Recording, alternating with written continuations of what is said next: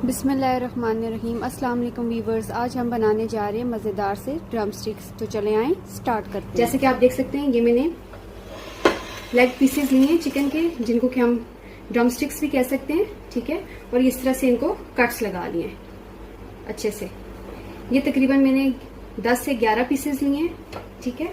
अब इनको सबसे पहले हम क्या करेंगे, अच्छे से मैरिनेट कर लेंगे। अब मैरिनेशन के लिए जो इंग्रेडिएंट्स चाहिए वो आप देख सकते हैं, मैं आपको साथ साथ बताती हूँ। और इसको स्टार्ट लेते हैं। पहले मैंने एक बाउल ले लिया बड़ा सा, ठीक है।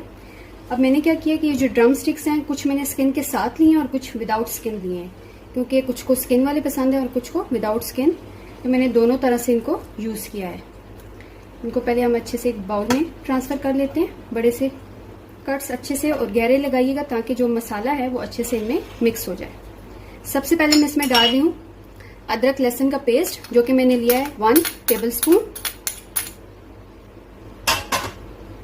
चाट मसाला ले रही हूँ 1/2 टीस्पून।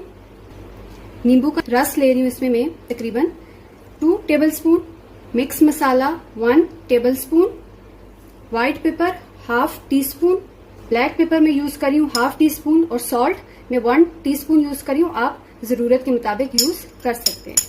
जो इंग्रेडिएंट्स मैंने आपको बताए हैं, ये आप अपनी मर्जी से कम या ज्यादा कर सकते हैं।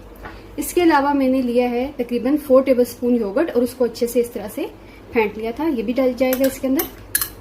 अब मैं इसमें डालूंगी ग्रीन चिलीज, जो कि मैंने इस तरह से थिन सा इसका पेस्ट बना लिया था। ये डालूंगी मैं तकरीबन 2 से 3 टेबलस्पून। और अच्छे से इन सबको मिक्स कर लेंगे। आप चाहें तो हाथ की मदद से भी कर सकते हैं और चम्मच की मदद से भी। इस मसाले को अच्छे से मिक्स कर लें इसमें।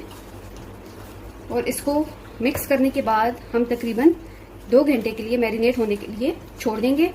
आप चाहें तो इस मैरिनेशन प्रोसेस को ओवरनाइट भी रख सकते हैं। जितना लंबा आप इसको मैरिनेशन के लिए रखेंगे, उतना अच्छा आपका रिजल्ट आएगा। तो ये देखें, ये अच्छे से मिक्स हो चुका है। अब मैं इसको ढककर 2 घंटे के लिए रख दूंगी, ताकि मसाला अच्छे से इसमें जज्ब हो जाए। व्यूअर्स, चलिए आए अब हम ड्रम स्टिक की कोटिंग रेडी कर लेते हैं। उसके लिए जो इंग्रेडिएंट्स हमें चाहिए वो मैं आपको नोट डाउन करवा लेती हूँ। ये मैंने लिया है तकरीबन 2.5 कप ऑल पर्पस फ्लोर, जिसको आप मैदा भी कह सकते हैं, ठीक है। ये है 2.5 कप। इसमें मैं डालूंगी कॉर्न स्टार्च या कॉर्न फ्लोर आप कह सकते हैं, तकरीबन 2 टेबलस्पून। ये इसमें जाएगा। उसके अलावा जो इसमें मैं डालूंगी लहसुन का पेस्ट, लहसुन पाउडर, ठीक है। ये लहसुन पाउडर ये मैं ले रही हूँ 1/2 टीस्पून। मिक्स मसाला 1 टेबलस्पून। अदरक पाउडर ये भी ले रही हूँ 1/2 टीस्पून। हल्दी इसमें जाएगी 1 टीस्पून। नमक इसमें मैं डाल रही हूँ। नमक का आपने बहुत ध्यान रखना है, क्योंकि आपने चिकन में भी डाला है और अब इसमें भी डाल रहे हैं, तो तकरीबन ये जाएगा 1/2 टीस्पून। अब इनको अच्छे से मिक्स कर लेंगे। ड्रम स्टिक्स की कोटिंग रेडी हो गई है जी व्यूअर्स। 2 घंटे के बाद ये आप देख सकते हैं हमारा चिकन बड़े अच्छे से मैरिनेट हो चुका है। आप इसको ज्यादा टाइम के लिए भी रख सकते हैं। अब आपने करना क्या है, इस तरह से हम एक ड्रम स्टिक उठाएंगे और ये जो हमने इसकी कोटिंग रेडी की है, अच्छे से इसमें इसको डिप करेंगे और हल्का हल्का यूं प्रेस करते जाएं इसको, ताकि ये अच्छे से इसमें जज्ब हो जाए। अब इसको पानी में डिप कर लेंगे 5 से 6 सेकंड के लिए। उसके बाद दोबारा आप इस कोटिंग में इसको डिस्प्ले करेंगे अच्छे से। फिर से लाइट सा प्रेस करेंगे और एक दफा फिर से पानी में से निकालेंगे। तकरीबन ये प्रोसेस आप 2 दफा रिपीट कीजिएगा और बहुत अच्छे से कोटिंग इसके ऊपर आपकी आ जाएगी।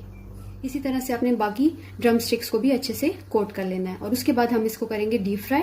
ऑयल आपका अच्छे से गर्म होना चाहिए डीप फ्राई करने के लिए। चलिए आइए स्टार्ट लेते हैं। ये मेरे हाथ पे अच्छे से हीट आ रही है, इसका मतलब है कि ऑयल अच्छे से गर्म हो चुका है, ठीक है। अब हम इसमें ड्रम स्टिक्स एक एक करके डाल देंगे।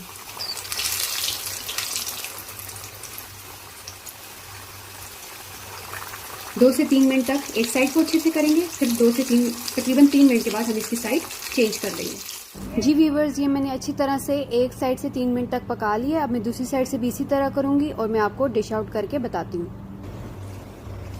जी व्यूवर्स, ये मज़ेदार सी रेसिपी मैंने डिश आउट कर दी आपके सामने। इस वीकेंड पे इसको ज़रूर ट्राई कीजिएगा और मुझे कमेंट्स करके ज़रूर बताइएगा कि आपको ये रेसिपी कैसी लगी। अपना बहुत ख्याल रखिएगा। मिलते हैं जल्दी एक नई रेसिपी के साथ। अल्लाह हाफिज़।